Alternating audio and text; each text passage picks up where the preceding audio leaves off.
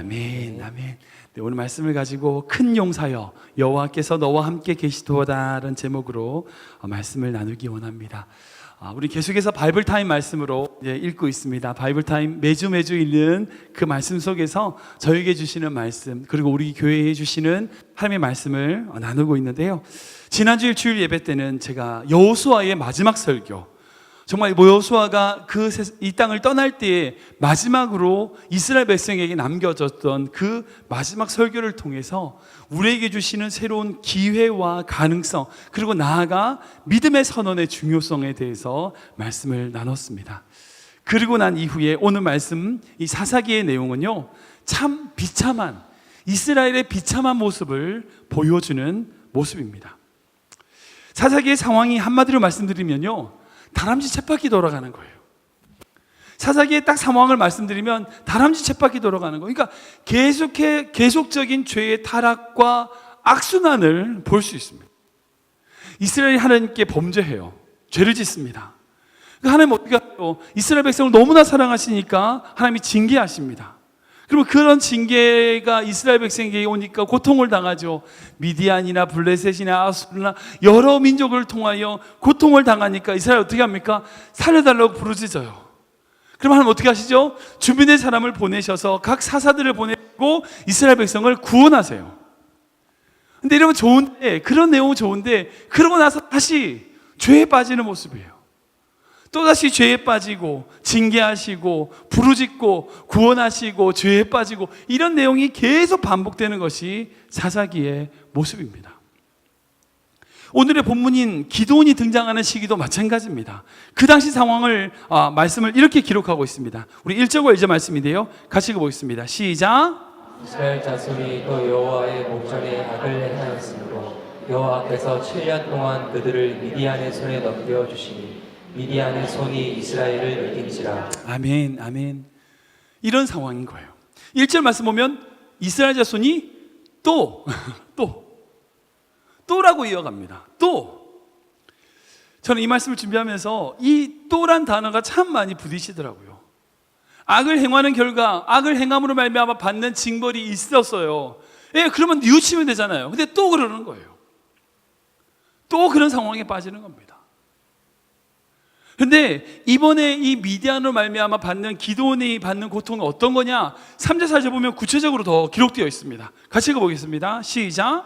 이스라엘이 파종한 때면 미디안과 아말렉과 동방 사람들이 치러 올라와서 진을 치고 가사에 이르도록 토지 소산을 멸하며 이스라엘 가운데 먹을 것을 남겨두지 아니하며 양이나 소나 나귀도 남기지 아니하니. 아멘. 이건 아멘하기 좀 그런데요. 한번 생각해 보세요. 지금 이스라엘 백성이 어디 있어요? 지금 어디에 있습니까? 지금 이스라엘 백성이 거하고 있는 땅이 어느 땅입니까? 하나님이 약속하시고 인도하신 소위 젖과 꿀이 흐른다고 하는 가나안 땅이잖아요. 그러니까 그 풍요롭다고 하는 그 가나안 땅에서 먹을 것이 있어요, 없어요? 먹을 것이 없어요. 남는 것이 없대요. 그런 상황에 빠지게 되었습니다. 생각해 보세요. 만약 그 땅이 안 좋아서 먹을 수가 없어, 거둘 수가 없는 거야. 아니면 가뭄이 들든지 태풍이 오든지 어떤 자연재해로 말미암아 농작물에 피해를 입어서 그런 기근이 왔다. 그럼 이해가 돼요. 근데 그렇지 않다는 거예요. 풍요로운 땅이라고요. 먹을 것이 가득한 땅이었어요. 그런데 악한 자들이 와서 자신들의 죄로 말미암아 미디안이 자꾸 뺏어가니까 그런 수탈로 인해서 먹을 게 없다는 거예요. 궁핍에 빠졌다는 거예요. 제가 이제 헌금 기도할 때마다, 우리 성도들 다 아시겠지만 제가 헌금 기도할 때마다 빼놓지 않는 기도가 있습니다. 그게 뭐냐면 물질에 관해서 우리 성도님들 축복할 때에 항상 하는 설교가 뭐냐, 이렇게 기도해요. 하나님, 우리 귀한 성도들 세상에 살아갈 때에 그들이 수고한 수고의 열매를 거두게 하여 주시옵소서, 이렇게 기도해요. 그러니까 수고하지 않은 것, 로또를 당첨하게 해달라, 그 뜻이 아니에요. 우리가 살아가는 땅은요, 하나님이 우리에게 주신 약속의 땅은요, 풍요로운 땅이에요. 우리가 그 약속 믿고 살아가는 모든 땅은요, 풍요로운 땅이에요. 근데 왜 이 세상 속에 그리스도인들이 풍요를 누리지 못하는가, 평안을 누리지 못하는가? 악한 것들이 뺏어가서 그래요. 그러니까 우리가 그런 기도를 해야 되는 거죠. 하나님, 우리가 수고한 수고의 열매를 거두게 하여 주시옵소서. 내가 공짜 바라는 거 아닙니다. 로또 바라는 거 아닙니다. 내가 수고한 만큼 거두게 하여 주시옵소서. 내가 공부한 만큼 생활하게 하시고, 내가 열심히 수고한 만큼, 열심히 연습한 만큼 그 정도의 성적을 누릴 수 있도록 해주십시오. 여러분, 이게 우리의 기도가 돼야 되잖아요. 사랑하는 여러분, 여러분들 자녀를 위해서 그렇게 기도하셔야 돼요. 그러니까 우리 자녀들에게 로또 맞게 해주세요. 그렇게 기도하시면 안 돼요. 우리 자녀들이 세상 살아갈 때에 그들이 수고하게 하시고, 그리고 그렇게 수고한 만큼 거두는 인생 되게 해주십시오. 여러분, 이렇게 기도할 때에 바른 기도가 되는 거예요. 아무튼 오늘의 말씀 보면 그들이 수고한 만큼 수고의 열매를 거두지 못해요. 왜? 악한 것들이 뺏어가니까. 이런 악한 것들이 뺏어가는 이런 상황 속에, 비참한 상황 속에, 궁핍한 상황 속에 이들이 어떻게 하는가? 새로운 말씀으로 바로 6절에 이 말씀이 등장합니다. 같이 읽어보겠습니다. 시작. 이스라엘이 미디안으로 말미암아 궁핍함이 심하지만 이에 이스라엘 자손이 여호와께 부르짖었더라. 아멘, 아멘. 자신들의 죄로 말미암아, 물론 모든 것이 다 죄로 말미암는 거라고 단정 지을 수는 없지만, 아무튼 죄로 말미암아 궁핍함에 빠져 있는데, 그렇게 궁핍하니까 에이, 난 어쩔 수 없어, 이렇게 빠져 있었나요? 아니요. 여기에 새로운 대전환이 있습니다. 이해. 즉, 내가 궁핍한 상황에 빠져 있는 그 상황 속에 있을 때에, 바로 그때에 이스라엘 자손이 하나님께 부르짖더라는 거예요. 여기에 대반전이 있습니다. 만약 우리가 궁핍함에 빠져 있다면, 그 상황 가운데 있다면, 우리가 여기에 필요한 단어가 뭐냐? 바로 이해. 바로 이때에 주님께 부르짖는 인생이 되어야 된다는 거예요. 사랑하는 여러분, 성경에 수많은 인물들이 있습니다. 그죠? 그 수많은 인물들 중에 죄 없는 인간이 있을까요? 없을까요? 없습니다. 절대 없습니다. 그러나 제일 중요한 건 뭐냐? 죄에 빠지고 죄에 넘어진 인간들이었지만, 왜 성경이 기록되고 우리에게 믿음의 조상이라고 말하고, 왜 그들의 삶을 우리가 기억하고 그들의 삶에 대하여 우리가 성경을 통하여 배울 수 있느냐? 주님께 부르짖는 인생이었다는 거예요. 죄에 빠지는 것으로 그친 것이 아니라 그 상황 속에서 주님께 부르짖음으로 나아갔던 인생이더라는 거죠. 그 속에서 자신의 잘못을, 부족함을 깨닫고 부르짖는 사람들이 바로 성경의 인물들이에요. 사랑하는 여러분, 하나님은 우리의 기도를 기다리시는 분입니다. 하나님 우리의 기도를 기다리시는 분이에요. 우리가 간구하고 부르짖을 때 우리에게 다가와 구해주시고 찾으시는 분이라는 거예요. 우리에게 그 믿음이 있어야 될 줄 믿으시기 바랍니다. 그 믿음이 있어야 될 줄 믿으시기 바랍니다. 하나님은 우리가 기도할 때 응답하시는 분이에요. 우리가 부르짖을 때에 함께 하시는 분이에요. 그런데 그렇게 부르짖음에 대한 하나님의 역사의 대안이 무엇인가? 바로 한 사람을 준비시킵니다. 한 사람을 준비시키세요. 그게 누구냐? 바로 기도원입니다. 근데 생각해 보세요. 이스라엘 백성 전체가 하나님께 이런 궁핍함에 빠져가지고 나를 구해달라고 부르짖고 있는 이 상황에 기껏해 한 하나님이 놀라운 어떤 전쟁을 통해서 이기게 하시는 것도 아니고 한 사람을 준비시키는 거예요. 이게 무슨 대안이 될 수 있어요? 아니면 큰 군대를 준비시키시든지, 아니면 병법과 싸움을 잘하는 어떤 장군을 그런 준비시키시든지, 아니 포도주 틀에서 타작하고 있는 그런 한 사람 준비시킨다는 게 어떻게 대안이 될 수 있는가? 여기에 우리의 시각과 하나님의 시각이 차이가 있습니다. 사실은요, 우리의 눈에 보기에는 작은 것 같지만 중요한 것은 우리의 눈에 보기에 어떠한가가 아니에요. 중요한 게 뭐예요? 하나님 보시기에 어떠냐는 거예요. 우리가 보기에는 아무것도 이런 걸 가지고 아무것도 아닌 것 같지만 하나님 보시기에 정말 귀한 것이다라고 말하는, 그게 귀한 거라는 거죠. 내가 보기에 어떠냐가 중요한 게 아닙니다. 하나님 보시기에 어떠냐는 겁니다. 주님의 관점이 무엇이냐는 겁니다. 많은 사람들이 이렇게 얘기해요. 이 문제는 마냐? 내 생각에는 마냐? 여러분, 어떤 사람을 보고 이 사람은 내가 생각하기에, 이 사람은 참 내가 경험해 보니까 이런 얘기를 해요. 솔직히요, 중요하지 않습니다. 여러분들이 그 사람을 어떻게 보느냐가 중요하지 않습니다. 여러분들이 만나는 문제를 어떻게 판단하는지 중요하지 않습니다. 중요한 것은 뭐냐? 주님의 판단입니다. 주님의 생각이라는 거예요. 인간적으로 보면 기도는 작은 자이지만 하나님 기도를 뭐라고 말씀하세요? 뭐라고 말씀하세요? 우리 12절 말씀 읽어볼까요? 같이 읽겠습니다. 시작. 여호와의 사자가 기드온에게 나타나 이르되 큰 용사여 여호와께서 너와 함께 계시도다. 아멘, 아멘. 맞습니다. 하나님은 기드온을 뭐라고 말씀하시냐? 큰 용사라는 거예요. 큰 용사라는 거예요.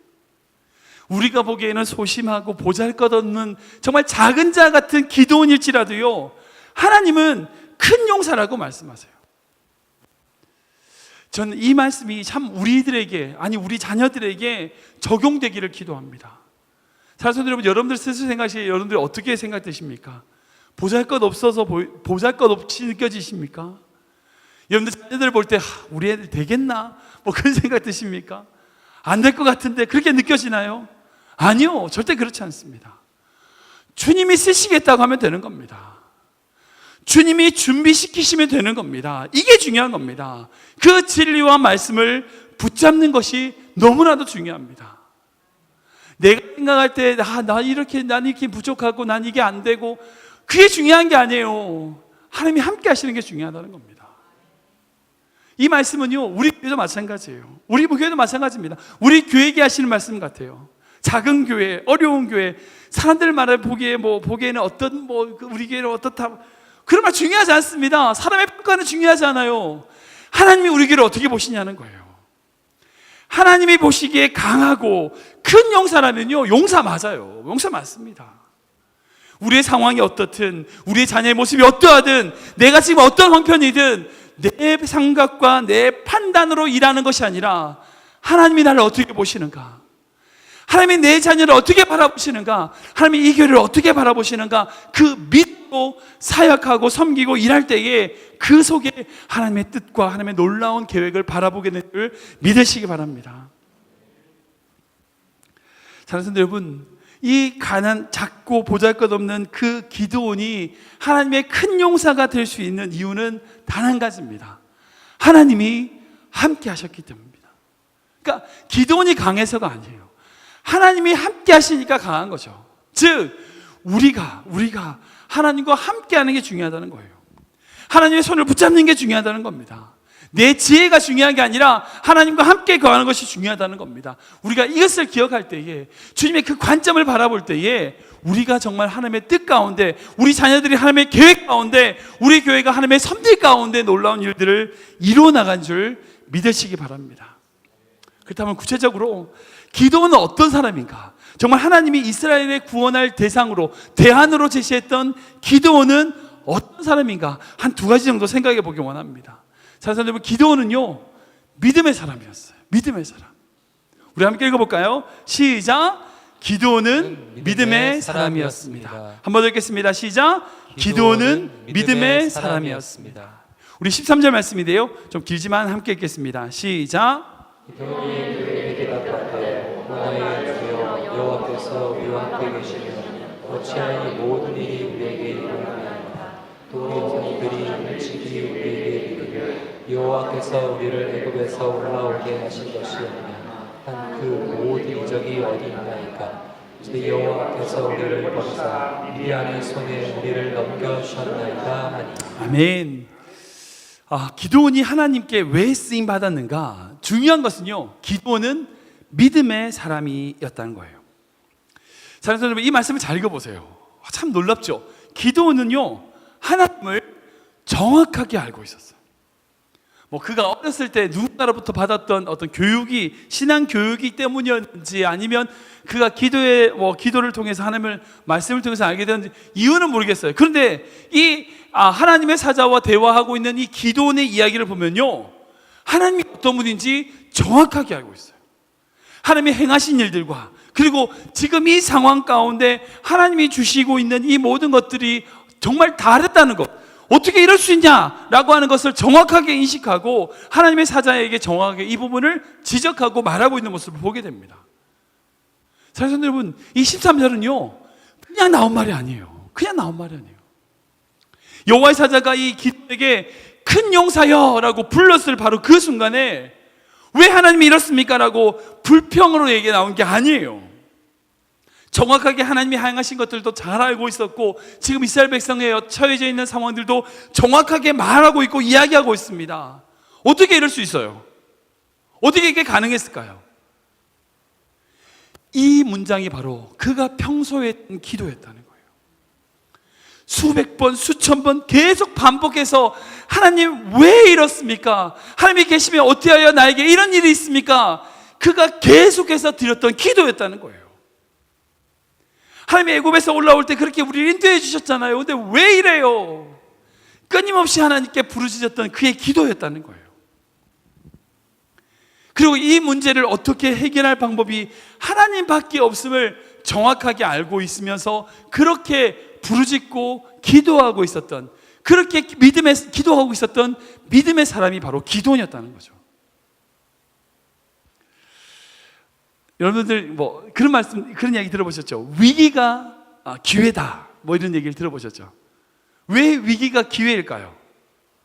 바로 그 위기를 통해서 그동안 준비한 것이 드러나기 때문입니다.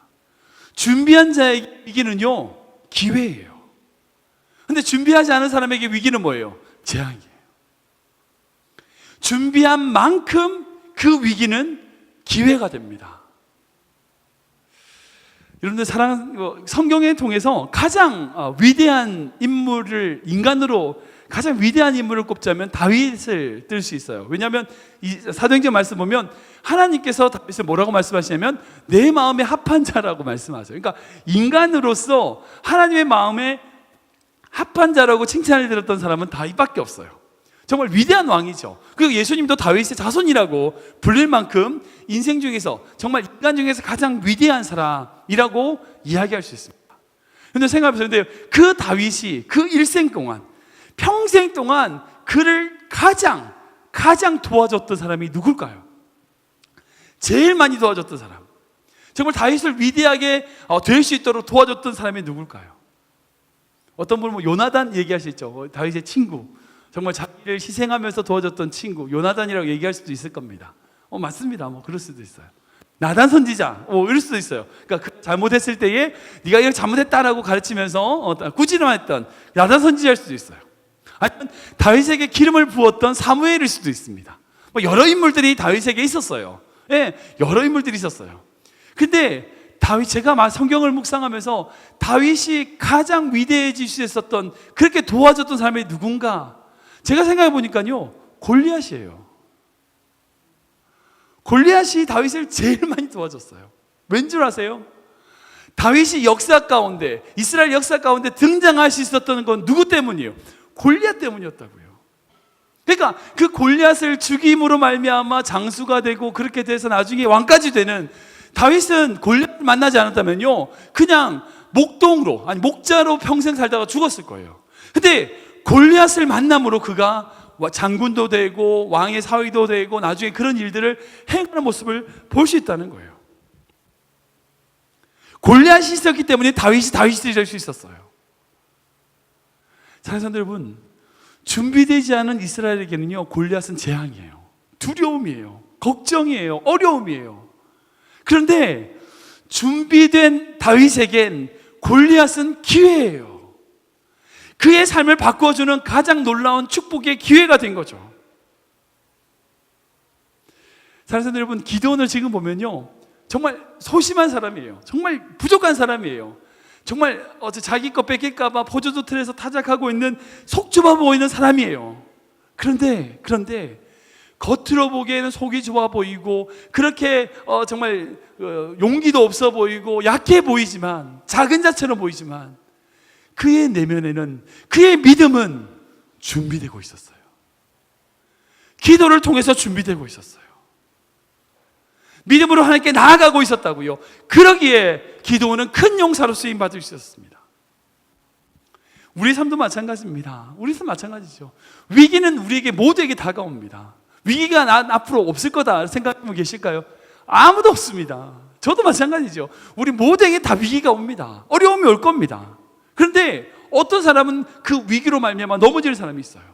좌절한 사람이 있습니다. 끝장이 나는 거예요. 아무것도 안 되는 거예요. 그런데 어떤 사람은 그 위기로 말미암아 하늘 올라가는 독수리 날개처럼 바람이 거세게 불면 불수록 더 높이 더 멀리 날아가는 독수리처럼 그 위기로 말미암아 자신을 변화시키는, 자신을 새롭게 하는 기회로 삼는 자들이 있더라는 거죠. 저는 우리 교회 모든 성도님들이, 이 자리에 계신 모든 성도님들이, 특히 우리 자녀들이 그 위기를 기회로 만드는 믿음의 사람 되기를 주님을 축원합니다. 두 번째로 기도는요, 어떤 사람이었냐? 겸손의 사람이었어요. 겸손해. 우리 같이 읽어볼까요? 시작. 기도는 겸손의 사람이었습니다. 한 번 더 읽겠습니다. 시작. 기도는 겸손의 사람이었습니다. 15절 말씀인데요, 같이 읽겠습니다. 시작. 그러나 기드온이 그에게 대답하여 오 주여, 내가 무엇으로 이 사람을 구원하리이까? 보소서, 나의 주는 므낫세 중에 극히 약하고 나는 내 아버지 집에서 가장 작은 자니라 하니. 아멘, 아멘. 기도원이 쓰임받은 두 번째 이유는 바로 그의 겸손에 있습니다. 분명 기도원은요, 하나님이 어떤 분인지 알고 믿음의 준비를 한 사람입니다. 근데 그런 믿음을 가지고 있고 하나님이 어떤 분인지도 알고 정말 실력도 있고 기도를 하는 사람이라고 할지라도, 근데 결국 하나님은 겸손한 자를 쓰시더라고요. 준비됨의 완성은요, 겸손이에요. 그 사람이 얼마나 준비되어 있는지를 무엇으로 할 수 있냐? 그의 겸손을 보면 알 수 있어요.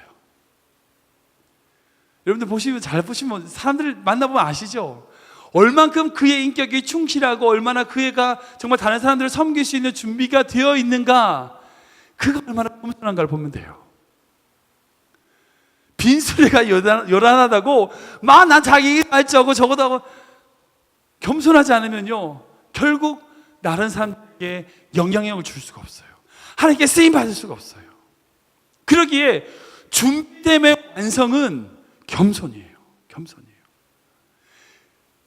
기도는요, 스스로 집도 약하고 가장 작은 자다. 정말 그렇게 작은 자가? 아니요, 그렇지 않아요. 이후의 말씀을 보면 이 기도원 집에, 아버지 집에 뭐가 있었냐?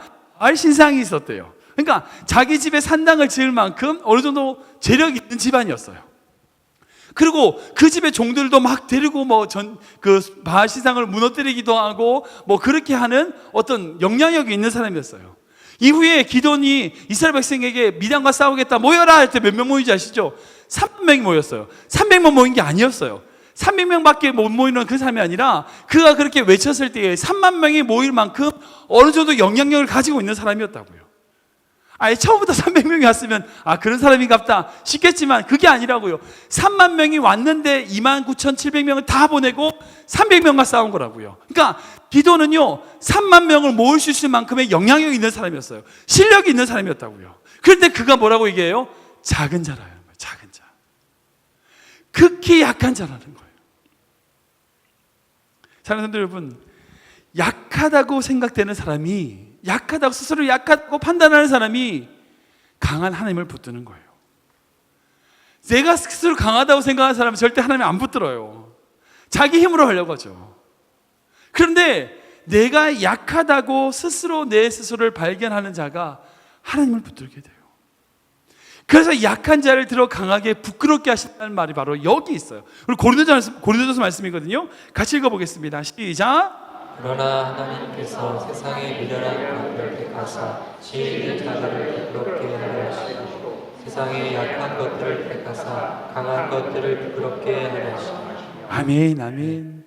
스스로를 가장 작은 자로 말하는 자가 이 기도원이, 이 기도원을 통하여 하나님이 큰 일을 이루신다고요. 지금 우리의 모습이 어떤지 모르겠습니다. 작아 보이세요? 잘하신 거예요. 여러분들 스스로 생각할 때 나 이 정도 됐다고 생각하세요? 그때가 위기예요. 내가 이 정도 했으면 됐지라고 생각되는 그때가 여러분들에게 인생의 위기고요. 내가 한없이 작아 보이고 내가 한없이 부족해 보이는 그때가 여러분들이 가장 강할 때예요. 왠지 아세요? 우리와 함께 하시는 하나님은 겸손한 자, 그 약한 자를 쓰시기 때문이에요. 그러기에 우리의 싸움은, 우리 성도들 간에 우리의 싸움은 뭐가 돼야 되냐? 우리가 얼마나 서로도 약하냐의 싸움이에요. 근데 많은 교회가 그러고 안 싸워요. 누가 더 잘났냐로 싸워요. 내가 더 잘났다, 네가 더 잘났다, 이걸로 싸워요. 근데 그 싸움의 방향이 틀렸어요. 우리가 싸워야 될 싸움은 뭐냐? 누가 더 못나냐의 싸움이에요. 내가 이만큼 못났다, 내가 이만큼 부족하다, 이렇게 말하고 서로 그렇게 말하기 위하여 싸워야 된다고요. 아, 내가 진짜 못났어. 아니야, 내가 더 못났어. 이렇게 해야 된다고요. 근데 교회에서는 내가 니보다 나아, 맨날 이 소리만 해요. 우리의 싸움은 얼만큼 우리의 약함을 유지하는가가 우리의 힘과 능력이 된다는 걸 믿으시기 바랍니다. 말씀을 정리하겠습니다. 우리 12절 말씀 한번 더 읽어볼까요? 같이 읽겠습니다. 시작. 여호와의 사자가 기드온에게 나타나되 큰 용사여 여호와께서 너와 함께 계시도다. 아멘, 아멘. 사랑하는 성도 여러분, 우리 인생에요, 이 말씀을 꼭 붙들어야 돼요. 꼭 붙들어야 돼요. 내 형편이 어떻고, 내 상황이 어떻고, 얘가 뭐라고 그러고 저게 뭐라고 그러고, 내 형편이 어때서 내가 이만큼 어렵고, 내 경제적으로 내 어카운트에 얼마나 있고, 여러분, 내 상황과 내 어려움이 있어요. 예, 있어요. 근데 그걸 붙드는 게 아니고요, 하나님의 이 말씀, 큰 용사여 여호와께서 너와 함께 계시도다, 이 말씀을 붙들어야 돼요. 내 상황을 붙드는 것이 아니라 하나님의 말씀을 붙들어야 돼요. 내 형편을 붙드는 것이 아니라 하나님이 나에게 주시는 그 말씀을 붙들어야 된다고요. 내 통장을 붙드는 게 아니라 하나님이 나에게 주시는 그 말씀을 붙들어야 돼요. 내 남편, 내 자녀, 내 직장, 그것들을 붙드는 인생이 아니라 말씀을 붙드는 인생이 되어야 된다고요. 그러려면 어떻게 해야 될까요? 말씀을 들어야 돼요. 말씀을. 주님이 지금 나에게 뭐라고 말씀하시는지, 지금 내 형편 가운데 뭐라고 말씀하시는지, 그 말씀 앞에 우리가 나아가야 되는 거예요. 그런 주님을 만나야 되는 거예요. 그리고 그 음성을 들을 때에, 그 음성을 붙잡을 때에, 여러분, 우리 인생 가운데 하나님의 놀라운 계획과 뜻을 바라보게 될 줄 믿으시기 바랍니다. 어떤 준비, 어떤 태세보다 제일 중요한 것, 지금 나에게 하시는 주님의 그 음성을 붙드는. 여러분들, 그 음성 들을 때 어떻게 되는지 아세요? 나 이제 새 생명이 되었습니다 라고 고백하는 인생이 된다는 거예요. 이 문제, 어려운 문제, 여러 상황들이 아니라 하나님이 함께 하시는 인생이 되는 줄 믿으시기 바랍니다. 우리에게 주시는 이 기도원의 말씀은요, 특별히 우리가 살아가는 모든 삶 속에서 때로는 지치고 때로는 넘어진다 할지라도 우리를 새롭게 해주시는 이 말씀으로 여러분 붙잡으셔야 돼요. 어떤 위기가 올지라도, 어떤 어려움이 온다 할지라도 하나님 나에게 주시는 그 말씀 붙잡고 내가 오늘 하루에 한 걸음을 걸어가겠습니다, 믿음으로 선포하며 나아가는 여러분들 되시길 주님을 축원합니다. 기도하겠습니다. 하나님 감사합니다. 기도원에게 하셨던 큰 용사여 여호와께서 너와 함께 계시도다 라고 하신 그 말씀을 지금 이 시간 우리 귀한 성도들의 마음 가운데 말씀하여 주시옵소서. 하나님, 우리 귀한 성도들 어려움이 있습니다. 문제 있습니다. 눈물이 있습니다. 아픔이 있습니다. 괴로움과 문제들이 있습니다. 그러나 어떤 문제와 어떤 상황일지라도 주님의 말씀을 붙잡을 때에, 그 말씀과 동행할 때에 그 문제를 이긴 줄 믿사오니 우리 귀한 성도들의 인생 가운데 그 말씀 붙잡고 나아가는 삶 되게 하여 주시옵소서. 세상의 어떤 문제 앞에서도 주님의 그 말씀 따라 걸어가며 살아가는 믿음의 사람, 겸손의 사람 되게 하여 주시옵소서. 감사하며 예수님 이름으로 축복하며 기도옵나이다. 아멘.